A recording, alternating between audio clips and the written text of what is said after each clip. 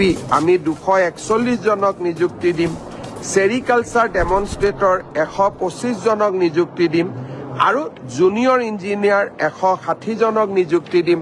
এনেকে 2000 যুৱক যুৱতীক আমি 11 বা 12 ফেব্ৰুৱাৰী তাৰিখে চৰকাৰত আমি নিযুক্তি দিম 4500 LPME আৰু SRD অৰ্থাৎ স্পেচিয়েল ৰিক্ৰুটমেণ্ট ড্ৰাইভ অফ সৰ্বশিক্ষা অভিযানৰ শিক্ষকসকলৰ বাবে ইয়াৰো আমি ফাইনেল ভেৰিফিকেশ্যন কৰি আছো আমি চেষ্টা কৰি আছো যাতে ফেব্ৰুৱাৰীৰ ভিতৰতে আমি এই নিযুক্তিৰ প্ৰক্ৰিয়াও আমি সমাপ্ত কৰিব পাৰো মই এতিয়া অকণমান অসমলৈ ঘূৰি যাম একেটা দিন অসমত নাই বহুত কাম পিছ পৰি আছে তথাপিতো ইয়াৰ পৰাও আমি যিমান পাৰো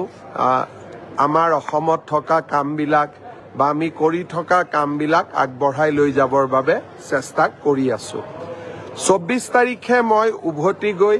পুনে বৰক্ষেত্ৰীলৈ যাম আৰু বৰক্ষেত্ৰীত আমি মুখ্যমন্ত্ৰী মহিলা উদ্যমিতা অভিযানৰ পুঁজি হিতাধিকাৰীসকলৰ মাজত বিতৰণ কৰিম 25 তাৰিখে ৰাতিপুৱা মই ডুমডুমালৈ যাম আৰু সমগ্ৰ ৰাজ্যতে এটি কলি দুটি পাত এই আঁচনিখন আমি আৰম্ভ কৰিম 25 তাৰিখে ৰাতিপুৱা আৰু ডুমডুমাত আমি এই আঁচনিখন আৰম্ভ কৰিম অসমৰ চাহ বাগিচাৰ প্ৰতিগৰাকী শ্ৰমিক কেজুৱেল আৰু পাৰ্মানেণ্ট শ্ৰমিক সকলোৱে 5000 টকাকৈ চৰকাৰৰ পৰা লাভ কৰিব এই আঁচনিখন আমি আৰম্ভ কৰিম 26 তাৰিখে দ্বিতীয়বাৰৰ বাবে গণৰাজ্য দিৱসৰ পতাকা মই ডিব্ৰুগড়ত উত্তোলন কৰিম কাৰণ ডিব্ৰুগড়ক ইতিমধ্যে আমি অসমৰ দ্বিতীয় ৰাজধানী হিচাপে স্বীকৃতি প্ৰদান কৰিছো অহা 30 তাৰিখে ডিব্ৰুগড়ত ভাৰতৰ গৃহমন্ত্ৰী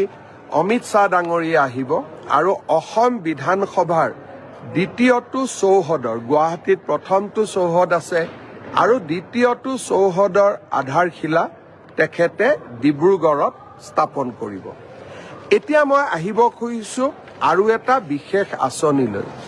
মুখ্যমন্ত্ৰীৰ মহিলা উদ্যমিতা আঁচনিৰ পিছত আমি আৰু এখন আঁচনি আৰম্ভ কৰিব খুজিছো সেইখন হ'ল মুখ্যমন্ত্ৰীৰ আত্মনিৰ্ভৰ অসম আঁচনি এই আঁচনিখনৰ জৰিয়তে ৭৫,০০০ যুৱকক আমি 2 লাখ টকাকৈ আগবঢ়াম এই আঁচনিখন 7 তাৰিখে আমি কামৰূপ মহানগৰ জিলাত আৰম্ভকাৰীৰ মাজত আমি প্ৰথম কিস্তিৰ 1 লাখ টকা বিতৰণ কৰিম তাৰ পিছত 12খন আৰু সভা অনুষ্ঠিত হ'ব ডিব্ৰুগড় তিনিচুকীয়া চৰাইদেউ শিৱসাগৰৰ হিতাধিকাৰীসকলক লৈ আমি ডিব্ৰুগড়ত এখন সভা অনুষ্ঠিত কৰিম বিশ্বনাথ শোণিতপুৰ দৰঙৰ হিতাধিকাৰীসকলক লৈ আমি তেজপুৰত এখন সভা অনুষ্ঠিত কৰিম বাক্সা তামুলপুৰ ওদালগুৰি হিতাধিকাৰীসকলক লৈ আমি তামুলপুৰ বা ওদালগুৰিত এখন সভা অনুষ্ঠিত কৰিম মৰিগাঁও নগাঁও হোজাইৰ হিতাধিকাৰীসকলক লৈ আমি এখন নগাঁৱত সভা অনুষ্ঠিত কৰিম এই ধৰণে আমি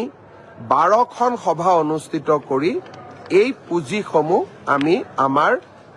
যুৱকসকলৰ মাজত বিতৰণ কৰি দিম প্ৰায় ৭৫,০০০ যুৱক ইয়াৰ পৰা উপকৃত হ'ব ইয়াৰ পিছত এই প্ৰথম কিস্তিৰ ধন বা এই ৭৫,০০০ যুৱকক পুঁজি বিতৰণৰ কাম 7 তাৰিখে আৰম্ভ কৰি আমি 12 বা 13 তাৰিখে ফেব্ৰুৱাৰীৰ ভিতৰত আমি সমাপ্ত কৰিম ইয়াৰ সমান্তৰালভাৱে যোৱা বছৰ আমি 25,000 যুৱকক 1 লাখ টকাকৈ মুখ্যমন্ত্ৰীৰ